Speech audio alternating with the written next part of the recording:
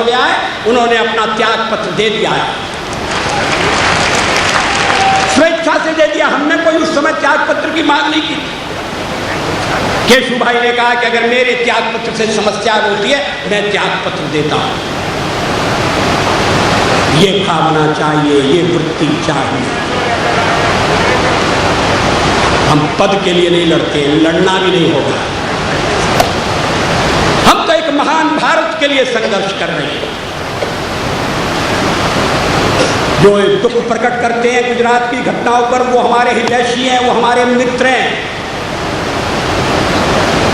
वो कांग्रेस से तुलना करते हैं। लोगों को हमारे माथे पर लगा हुआ काला ठिठौना भी पसंद नहीं है। लोगों को हमारी साफ चद्दर पर दाग देखना पसंद नहीं है। हमें नापने के उसके मापदंड अलग है। हमें वो एक विशेष तराजू पर तौलना चाहते हैं।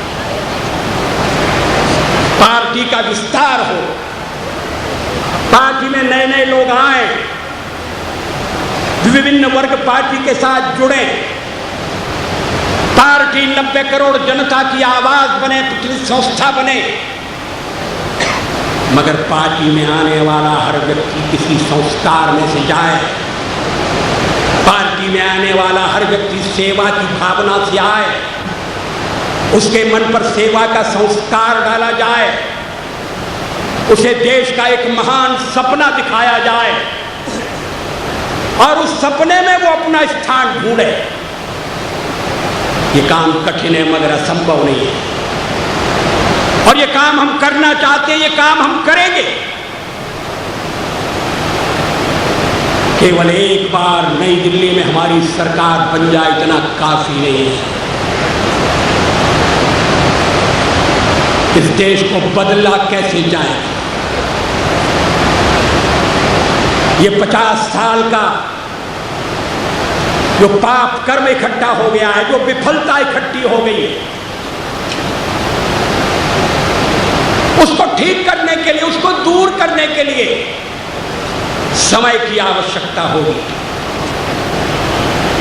ये ठीक है कि अगर हमें एक बार अवसर मिलता है, और हमारे विरोधी भी मानने लगे हैं कि अवसर मिलने वाला है, तो हम परिवर्तन का प्रारंभ करके जरूर दिखाएंगे। अनेक समस्याएं नई दिल्ली ने उलझाई हैं। वोट की राजनीति के कारण प्रश्न उलझे हैं। भारतीय जनता पार्टी जो ऊंचे आदर्शों से प्रेरित है, जो समस्याओं की तह में जाकर रोग का सही निदान करके उसका उपचार करने के लिए तत्पर है, वो समस्याओं का समाधान निकाल सकती है, निकालेगी।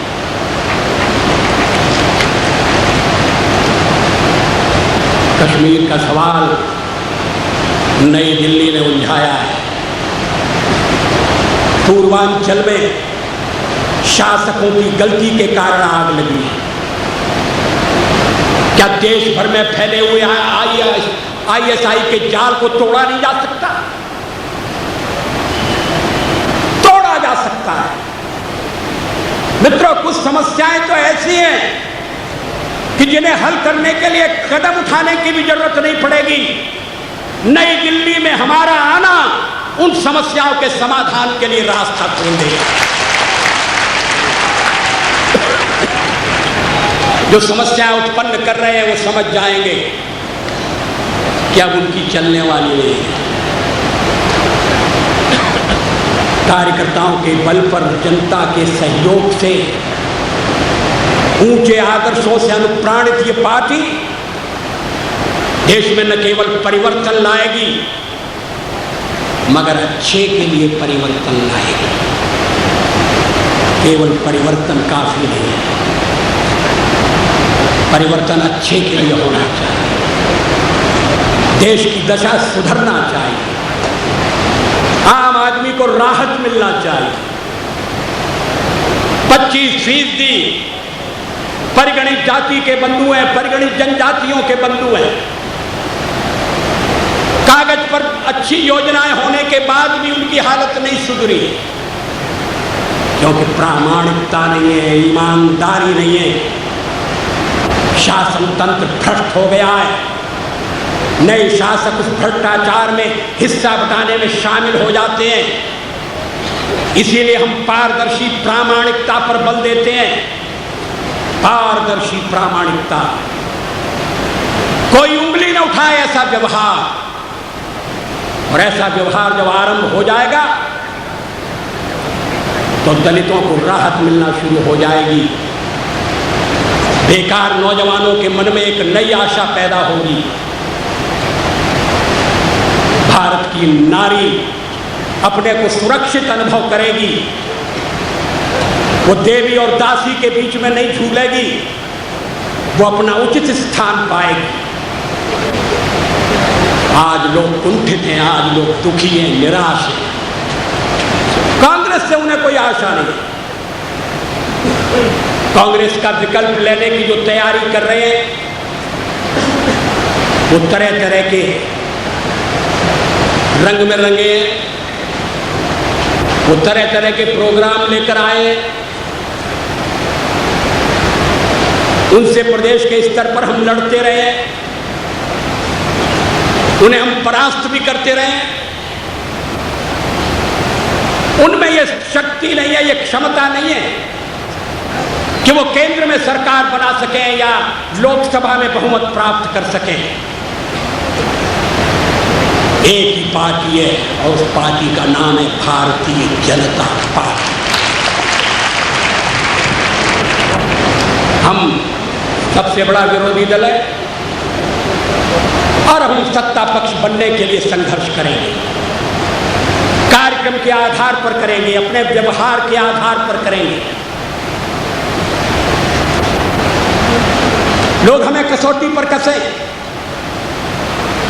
सही कसौटी पर कसे। बहुत से लोग ऐसे हैं हम में से जिन्होंने सारा जीवन इस कार्य में गुजारा है। कभी सोचा नहीं था एमएलए बनेंगे, कभी सोचा नहीं था पार्लियामेंट के मेंबर बनेंगे। तेरा वैभव अमर रहे मां, हम दिन चार रहें न रहें। हम तो यही गीत गाते रहे, हम तो परमेश्वर से यही प्रार्थना करते रहे, हम तो परम वैभव का सपना देखते रहे। मुझे याद है वो दिन, इसी मुंबई नगरी में भारतीय जनसंघ का एक अधिवेशन हुआ था, पहला अधिवेशन प्लाजा टॉकीज के पास छोटे से मैदान में। उस समय की कांग्रेस सरकार ने हमें इजाजत नहीं दी थी अधिवेशन करने की। जनसंघ वाले खतरनाक हैं, इन्हें अधिवेशन करने की इजाजत नहीं दी जाएगी, कोई सार्वजनिक स्थान नहीं दिया जाएगा, कोई हॉल नहीं दिया जाएगा। हमने एक छोटा सा मैदान लिया और उसमें बड़ा सा अधिवेशन किया। सरकार हमारे खिलाफ थी, जिन्होंने उस समय हमारा अधिवेशन रोका था, वो जरा यशोभूमि पर आकर देखें, जरा हमारे घोड़े से आंखें मिलाने की कोशिश करें। मैं घोड़े से आंखें मिलाने को कह रहा हूं, हमसे नहीं। हमसे तो आंखें मिलाने की उनकी ताव नहीं है। जनता के हाथों में परास्त हो गए, पराभूत हो गए। महाराष्ट्र में शिवसेना और भारतीय जनता पार्टी की सरकार है, और प्रदेशों में भी परिवर्तन हुआ है। यह परिवर्तन का चक्र चलने वाला है, यह रुकने वाला नहीं है, क्योंकि लोग परिवर्तन चाहते हैं। लोग तंग हैं, परेशान हैं, पुराने चेहरे देखते देखते लोग ऊब गए। लोग नए चेहरे चाहते हैं। भारतीय जनता पार्टी तरुणाई की प्रतीक है। भारतीय जनता पार्टी नौजवानों के सपनों को साकार करने के लिए मैदान में उतरी है। लेकिन जब जब हमें निराशा हाथ लगी, हम संन्यास लेकर नहीं बैठे। जब जब हम चुनाव में हारे तो दूसरे दिन कबड्डी खेलकर फिर राजनीति के मैदान में जुट गए। हम कबड्डी के खिलाड़ी हैं, कबड्डी में मरना भी पड़ता है, मगर हम फिर जिंदा होना जानते हैं। अगर एक पाला हार जाए तो दूसरे पाले की तैयारी करते हैं। ये जिंदगी भर का खेल है।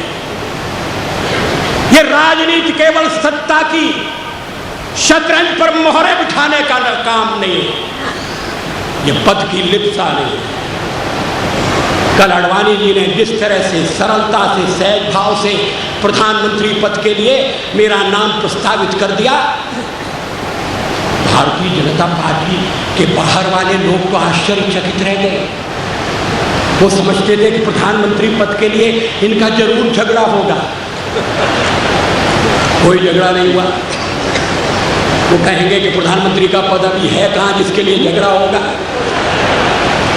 लेकिन और दलों में क्या हो रहा है, मुझे याद है, कांग्रेस बट गई है, तिवारी कांग्रेस बट गई है। अर्जुन सिंह की लोकसभा में भाषण कर रहे थे, मेरे बोलने का नंबर आया तो मैंने कहा अर्जुन सिंह जी मुझे अपना मित्र माने न माने, लेकिन मैं उन्हें अपना मित्र मानता हूं। कहने लगे नहीं नहीं वाजपेयी जी, आपको तो हम अपना मित्र मानते हैं, आपके दल की बात अलग है।